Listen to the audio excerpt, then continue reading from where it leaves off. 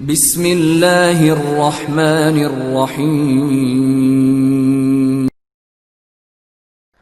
السلام علیکم ورحمۃ اللہ وبرکاتہ۔ ناظرین، ہمارے دعا و سنت چینل میں آپ سبھی حضرات کا خیر مقدم ہے۔ آج ہم آپ کے لیے لے کے آئے ہیں بیت الخلاء سے باہر نکلنے کی دعا اور بیت الخلاء کی سنتیں۔ بیت الخلاء سے باہر نکلنے کی دعا حدیث کی روشنی میں۔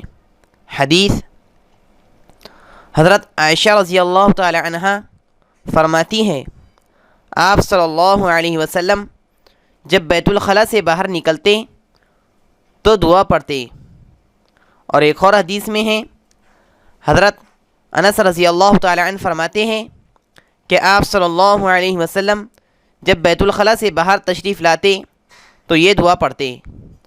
بیت الخلاء سے باہر نکلنے کی دعا: غفرانک الحمد للہ الذی اذہب عنی العذی وعافانی۔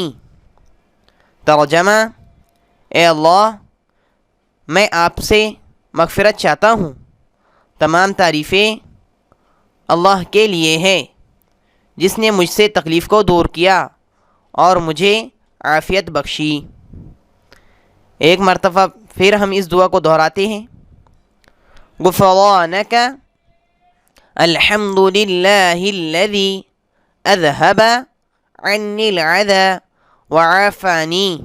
ترجمہ: اے اللہ، میں آپ سے مغفرت چاہتا ہوں، تمام تعریفیں اللہ کے لیے ہے جس نے مجھ سے تکلیف کو دور کیا اور مجھے عافیت بخشی۔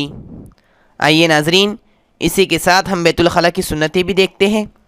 بیت الخلاء کی سنتیں: نمبر 1، سر ڈھانپ کر جانا۔ نمبر 2، جوتا چپل پہن کر جانا۔ نمبر 3، دعا پڑھ کر اندر جانا۔ نمبر 4، پہلے بایاں پاؤں اندر رکھنا۔ نمبر 5، قبلے کی طرف نہ منہ کرنا نہ پیٹھ کرنا۔ نمبر 6، بالکل بات نہ کرنا۔